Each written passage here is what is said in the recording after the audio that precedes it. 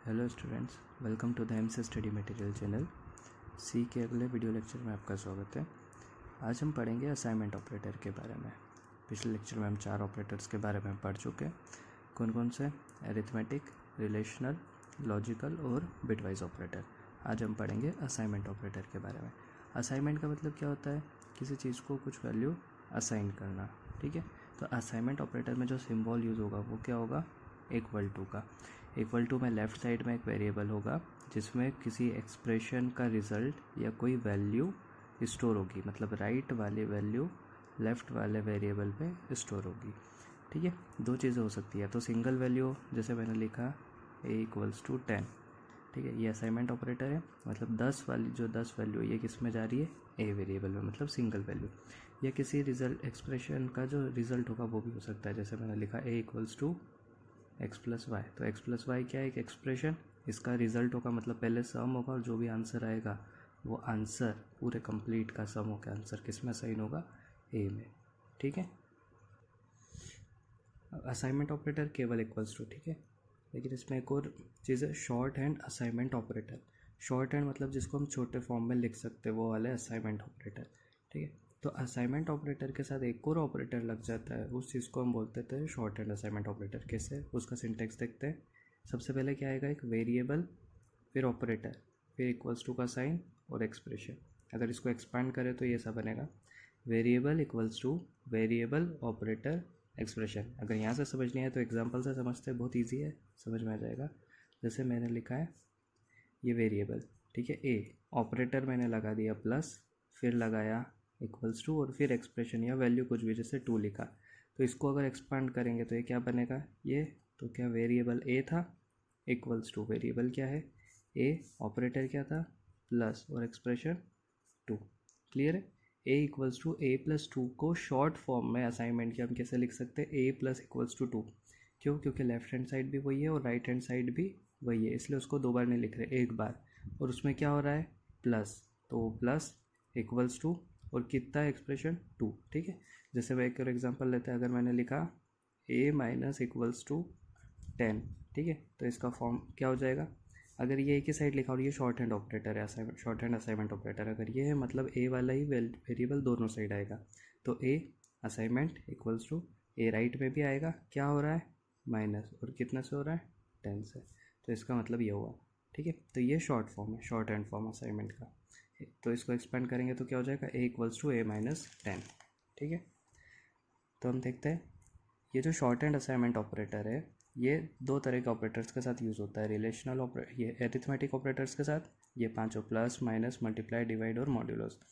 और bitwise operator के साथ ये बिटवाइज एंड, बिटवाइज और, बिटवाइज एक्स और, bitwise left shift, bitwise right shift. ठीक है, बिटवाइज कॉम्प्लीमेंट के साथ नहीं होता क्योंकि वो यूनरी ऑपरेटर है। ये जितने भी ये सब बाइनरी है तो बाइनरी के साथ यूज़ होता है। एग्जाम्पल देखते हैं प्लस इक्वल्स टू का। ठीक है, शॉर्ट एंड शॉर्ट फॉर्म में लिखना, ये हमने देख चुके हैं। जैसे हमने देखा था ऊपर a+=5। ठीक है, इसका स्टेटमेंट बनाएंगे तो क्या बनेगा?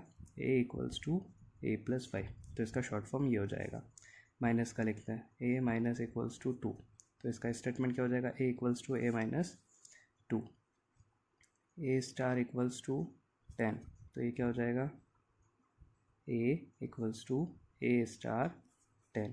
डिवाइड का लिखते हैं a/20, तो ये क्या हो जाएगा? a=a/20। मॉड्यूलो का लिखते हैं a/3, तो क्या हो जाएगा? a=a/3। मतलब ये लेफ्ट साइड भी आएगा, राइट साइड भी आएगा, इक्वल्स टू, है ना। और ये जो मेन ऑपरेटर है उस एक्सप्रेशन का, जिसको एक और बार समझ लो, ये दोनों साइड आएगा वेरिएबल, इक्वल्स टू आएगा, ये ऑपरेटर जो होने वाला है, ठीक है, तो a/3 होने वाला है और उसकी वैल्यू किस में आएगी? वापस a में आएगी। ठीक है, तो यहाँ से आपको चारों चीज़ें दिख जाएगी। ये ऑपरेटर है पहला, ये ऑपरेटर बाइनरी लगेगा, 2 ऑपरेंड चाहिए, पहला ऑपरेटर ये रहा, दूसरा ऑपरेंड, पहला ऑपरेंड ये रहा, दूसरा ऑपरेंड ये रहा, और इसकी जो वैल्यू इक्वल होकर वो वापस किस में असाइन होगी? a में। बिटवाइज में कैसे लिख सकते हैं? a bitwise and equals to 10, या कोई सा वेरिएबल भी ले सकते हैं। तो इसका मतलब क्या हो जाएगा? a बिटवाइज एंड 10, बीट पे ऑपरेशन होगा, जो भी a की वैल्यू होगी वो, और 10, इन दोनों का बाइनरी रिप्रेजेंटेशन लिखेंगे और उस पर क्या लगेगा? बिटवाइज एंड, बिट से बिट कैलकुलेशन होगी। a बिटवाइज और 20। इसको कैसे लिखेंगे, a is equals to a bitwise और 20, इसकी जो भी वैल्यू होगी उसके साथ 20 का क्या होगा और, ठीक है। a एक्सक्लूसिव और यहाँ पे लिख दिया 30, तो इसको कैसे एक्सपेंड करेंगे, a equals to a exclusive 30, ठीक है। ये लेफ़्ट शिफ्ट और राइट शिफ्ट, ठीक है। अब ये बिट से करेंगे, 1 बिट से, 2 बिट से, 3 बिट से, तो उसको कैसे लिखेंगे, a left shift equals to 2, तो इसका मतलब क्या हो जाएगा, a is equals to a left shift 2, जो भी a की वैल्यू है उसको 2 बिट से हम क्या कर रहे हैं, लेफ़्ट शिफ्ट कर रहे हैं, और उसका जो भी आंसर आ रहा है वो वापस किस में असाइन कर रहे हैं, a में ही असाइन कर रहे हैं। a right shift equals to 3, तो a is equals to a right shift 3, तो a को जो है 3 बिट राइट शिफ्ट करेंगे और उसका जो आंसर आएगा वो वापस किस में असाइन कर रहे हैं, a में, ठीक है। तो ये था हमारा असाइनमेंट ऑपरेटर। मेन जो असाइनमेंट ऑपरेटर है वो इक्वल्स टू है, और ये वाले असाइनमेंट ऑपरेटर को हम बोलते हैं शॉर्ट हैंड असाइनमेंट ऑपरेटर, ठीक है। ये बाइनरी ऑपरेटर के साथ रखते हैं, और कौन से वाले बाइनरी, अरिथमेटिक वाले और बिटवाइज वाले। बिटवाइज में कॉम्प्लीमेंट भी है पर वो यूनरी है, इसलिए उसके साथ ये जो है ये यूज़ नहीं होगा, शॉर्ट हैंड केवल इन ऑपरेटर्स के साथ यूज़ होगा, ठीक है। अब अगला ऑपरेटर है हमारा इंक्रीमेंट और डिक्रीमेंट ऑपरेटर। ये यूनरी ऑपरेटर है। ऑपरेटर्स को भी 3 कैटेगरी में बांट सकते हैं हम, यूनरी, बाइनरी और टर्नरी। जिसमें एक ऑपरेंड लगेगा वो यूनरी ऑपरेटर, जिसमें 2 ऑपरेंड लगेंगे वो बाइनरी, और जिसमें 3 ऑपरेंड लगेंगे वो टर्नरी। ऑपरेंड क्या, ये ऑपरेटर है, इधर a प्लस बी लिखा, तो ये 2 क्या है, ऑपरेंड। तो जिसमें 2 लग रहे मतलब ये कौन सा हुआ, बाइनरी। जिसमें केवल एक ही लगेगा वो यूनरी, और जिसमें 3 होंगे वो टर्नरी, ठीक है। तो इंक्रीमेंट और डिक्रीमेंट ऑपरेटर कैसे हैं, यूनरी ऑपरेटर, मतलब कितने ऑपरेंड लगेंगे, एक। इसके सिंपल, इंक्रीमेंट मतलब बढ़ना, मतलब किससे दिखाएंगे, प्लस प्लस, 2 बार प्लस प्लस, और डिक्रीमेंट मतलब कम होना, मतलब माइनस माइनस से। कितनी वैल्यू से, तो एक वैल्यू से प्लस होना, +1 हो जाएगा, और जब माइनस माइनस यूज़ करेंगे तो वहाँ पे -1 हो जाएगा, ठीक है। एग्जांपल कैसे लिखेंगे हम इसको, एक वेरिएबल है m, एक ऑपरेंड है, ठीक है, तो प्लस प्लस m या m प्लस प्लस, ठीक है, माइनस माइनस m या m माइनस माइनस। इस अगर पहले लग रहा है तो इसको हम बोलेंगे प्रीफिक्स, और बाद में लग रहा है प्लस प्लस तो इसको बोलेंगे हम पोस्ट फिक्स, ठीक है। कैसे असाइन होगा, प्लस प्लस m का मतलब क्या होगा, m में एक वैल्यू बढ़ रही है, तो बढ़ भी रही है और स्टोर वापस किस में हो रही है, m में, तो हम इसको क्या लिख सकते हैं, m is equals to m plus 1 लिख सकते हैं। प्लस प्लस m का मतलब m में एक वैल्यू बढ़ के m में स्टोर हो गई, और माइनस माइनस को m equals to m minus 1, ठीक है। अभी हमने असाइनमेंट में यही चीज़ पढ़ी है, ठीक है, तो इसको हम क्या लिख सकते हैं, और m प्लस इक्वल्स टू 1, और इसको m माइनस इक्वल्स टू 1, ये हमने यहाँ पे देखा था अभी, प्लस इक्वल्स टू और माइनस इक्वल्स टू, ठीक है। लेकिन फिक्स है यहाँ पे कि ये किससे बढ़ेगा, 1 से, किस में, इंक्रीमेंट डिक्रीमेंट में, ठीक है। अब इसमें केवल 2 चीज़ आपको ध्यान रखनी जो इम्पोर्टेंट है क्वेश्चंस के हिसाब से। जैसे पहला एग्जांपल है, m की वैल्यू 5 है, ठीक है। अभी m की वैल्यू कितनी है, 5, और y में हमने लिखा प्लस प्लस है, पर प्लस प्लस पहले है मतलब प्रीफिक्स है। सेकंड क्वेश्चन भी सेम है, m की वैल्यू क्या है अभी, 5 है, और y में लिखा m प्लस प्लस, लेकिन ये पोस्ट फिक्स है, ठीक है। तो प्रीफिक्स और पोस्ट फिक्स जब स्टेटमेंट रन होंगे तो क्या होगा, प्लस प्लस अगर पहले है तो पहले वैल्यू बढ़ेगी और फिर असाइन होगी, और प्लस प्लस बाद में है तो पहले जो वैल्यू है m की वो असाइन हो जाएगी और बाद में m की वैल्यू बढ़ेगी, ठीक है। तो इस हिसाब से आंसर क्या होना चाहिए, m में अभी 5 है, y में क्या होगा, प्लस प्लस m, मतलब पहले है तो पहले वैल्यू बढ़ेगी किसकी, m की, और वापस m में ही असाइन होगी। तो 5 था m की वैल्यू, तो अब बढ़ के क्या हो जाएगी, m की वैल्यू 6, ठीक है, और वो किस में असाइन हो जाएगी, y में। क्लियर है। अब यहाँ पे देखते हैं, अब यहाँ पे बाद में है, पीछे है प्लस प्लस, तो पहले वैल्यू असाइन होगी और फिर बढ़ेगी, ठीक है। तो पहले क्या वैल्यू थी, 5, तो पहले वो 5 यहाँ पे रिप्लेस हुआ, अभी बढ़ेगा नहीं, पहले किधर हो जाएगा, असाइन y में, तो y में क्या आ गया, 5, और उसके बाद वैल्यू m की बढ़ जाएगी, तो m की वैल्यू बढ़ के क्या हो जाएगी, 6। क्लियर है। तो देखो क्वेश्चन सेम है लेकिन आंसर डिफरेंट है, यहाँ 6 6 है और यहाँ 6 5 है। तो ये प्रीफिक्स में पहले बढ़ेगी फिर असाइन होगी, और पोस्ट फिक्स में पहले असाइन होगी और फिर बढ़ेगी। क्लियर है। नेक्स्ट ऑपरेटर है हमारे पास कंडीशनल ऑपरेटर, या इसको बोलते हैं टर्नरी ऑपरेटर। टर्नरी मतलब 3, मतलब इसमें कितने ऑपरेंड होंगे हमारे पास, 3 ऑपरेंड। ऑपरेटर के फर्स्ट लेक्चर में जब हमने टाइप्स लिखे थे तो ये मिस हो गया था, कंडीशनल ऑपरेटर 7 नंबर पे था, ठीक है। तो कंडीशनल ऑपरेटर का सिंबल क्या है, साथ में क्वेश्चन मार्क कॉलर, ठीक है। तो 3 कैसे आएगा, एक यहाँ पे आएगा ऑपरेंड, दूसरा ऑपरेंड इनके बीच में, और तीसरा ऑपरेंड यहाँ, इसलिए इसको क्या बोलते हैं हम, टर्नरी ऑपरेटर। तो इसको सिंटेक्स क्या है, एक एक्सप्रेशन क्वेश्चन मार्क, दूसरा एक्सप्रेशन कॉलन तीसरा एक्सप्रेशन। ठीक है, इसको याद करने का सिंपल तरीका, यहाँ पे एक कंडीशन आएगी, अगर वो ट्रू हुई तो ये वाला पार्ट रन होगा, और अगर फॉल्स हुई तो ये वाला, दोनों में से एक ही पार्ट रन होगा, और जो भी रन होगा वो इस पूरे को रिप्लेस कर देगा। कैसे, एग्जाम्पल देखते हैं। ए में 10 है, बी की वैल्यू 15 है। ठीक है, x equals to a greater than b, है ना। अगर सही हुआ तो ए और गलत हुआ तो बी। सही गलत कैसे देखेंगे, 10 ग्रेटर देन 15 है क्या, गलत है। गलत है मतलब कौन सा पार्ट चलेगा, बाद वाला, मतलब थर्ड वाला पार्ट। तो इस पूरे की जगह क्या रिप्लेस हो जाएगा, बी, क्योंकि क्या या तो ये होगा या ये होगा, तो सही कौन सा है, बी पार्ट। और बी की वैल्यू क्या थी, 15, तो एक्स में क्या असाइन हो जाएगा, 15। एक्स इक्वल्स टू क्या हो जाएगा, 15। ठीक है, तो ये कंडीशन है, ये ट्रू पार्ट है और ये फॉल्स पार्ट है, या तो ट्रू चलेगा या फॉल्स चलेगा, वो अपने आप में इस पूरे स्टेटमेंट की जगह रिप्लेस हो जाएगा। दूसरा एग्जांपल देखते हैं, सेम वैल्यू चेंज कर देंगे, तो a इक्वल्स टू 15 और b इक्वल्स टू 10। ठीक है, x equals to a greater than b, सही हुआ तो a और गलत हुआ तो b। देखिए हमने 15 ग्रेटर देन 10, सही है गलत है, सही है। सही है मतलब ये ट्रू पार्ट और ये फॉल्स पार्ट, तो कौन सा चलेगा, ट्रू पार्ट। ट्रू पार्ट चला तो a, ये ट्रू वैल्यू है, तो इस पूरे की जगह क्या रिप्लेस हो जाएगा, a, और a की वैल्यू क्या है, 15, तो x में क्या साइन हो जाएगा, 15, x इक्वल्स टू 15। क्लियर है, तो ये वैल्यू असाइन हो जाएगी। अगर ये नहीं दिया होता तो ये यहाँ पे केवल 15 रिप्लेस हो जाता, लेकिन वो किसी में असाइन हो पाता क्या, नहीं, इसलिए हमने इक्वल टू करके असाइन करा। अगर ये प्रिंट एफ स्टेटमेंट लिखते तो वो प्रिंट हो जाता।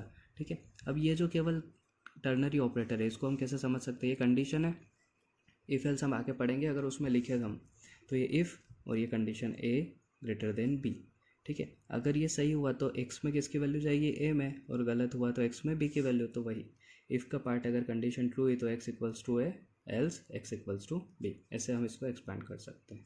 क्लियर है, ठीक है। एक एग्जांपल देखते हैं, जैसे यही लिखा हमने, इफ़ ए ग्रेटर देन 0, ये हमारी पहली कंडीशन हो गई, इस फॉर्मेट में लिख रहे हैं। अगर ए ग्रेटर देन 0 है तो प्रिंट करो, शॉर्ट फॉर्म में लिख रहे हैं नंबर इज़ पॉजिटिव। ठीक है, और यहाँ नीचे लिख रहे हैं अगर गलत हुआ तो हम प्रिंट करवा देंगे नंबर इज़ नेगेटिव। ठीक है, तो चेक करा कोई सा भी एक नंबर है, ठीक है, जैसे मैंने ले लिया ए में 10। ठीक है, 10 ग्रेटर देन 0 सही है, सही है तो ट्रू पार्ट चलेगा, फॉल्स पार्ट ट्रू पार्ट। तो ट्रू पार्ट में क्या लिखा हुआ है, प्रिंट करना है नंबर इज़ पॉजिटिव, तो क्या प्रिंट कर देंगे, नंबर इज़ पॉजिटिव। अब कोई असाइनमेंट नहीं हो रहा है। ठीक है, तो ये था हमारा कंडीशनल ऑपरेटर। अब लास्ट ऑपरेटर है हमारा स्पेशल या मिसलेनियस ऑपरेटर्स, या MISC इसका शॉर्ट फॉर्म ऑपरेटर्स भी बोल देते हैं। इसमें कुछ स्पेशल ऑपरेटर्स है, जिसमें पहला ऑपरेटर है कॉमा ऑपरेटर। कॉमा मतलब ये सिंबल, इसको हम सेपरेटर भी बोल सकते हैं, या बहुत सारे एक्सप्रेशन को लिंक्ड भी करता है। जैसे यहाँ 3 एक्सप्रेशन लिखे हैं, इनको लिंक कर रहा है एक ही स्टेटमेंट में, और सेपरेट भी कर रहा है साथ में। ठीक है, तो एग्जांपल से समझते हैं। वैल्यू इक्वल्स टू हमने लिखा x equals to 10 comma y equals to 5 comma x plus 5, एक ही बार लिख दिया, कॉमा से सेपरेट कर दिया। तो ये चलेंगे तो लेफ्ट टू राइट साइड, लेकिन कॉमा का क्या होगा, जो भी राइट साइड वाली वैल्यू होगी वो असाइन होगी वैल्यू में, इनका कोई मतलब नहीं रहेगा। ठीक है, लेकिन ये अपने अपने आप में काम होगी, ये रन होगा, एग्जीक्यूट होगा। कैसे, तो ये value equals to x equals to 10, तो सबसे पहले x में क्या वैल्यू आ गई, 10 असाइन हो गई। सेकंड ये चला तो y में क्या वैल्यू आ गई, 5। थर्ड में x प्लस वाई। ठीक है, तो x प्लस वाई मतलब 10 प्लस 5 क्या हो गया, 15, तो इसकी जगह क्या रिप्लेस हो गया, 15। ठीक है, चलेंगे तीनों लेफ्ट राइट चलते जाएंगे, लेकिन जो असाइनमेंट होगा वो राइट वाली वैल्यू का होगा, कॉमा राइट साइड से चलता है।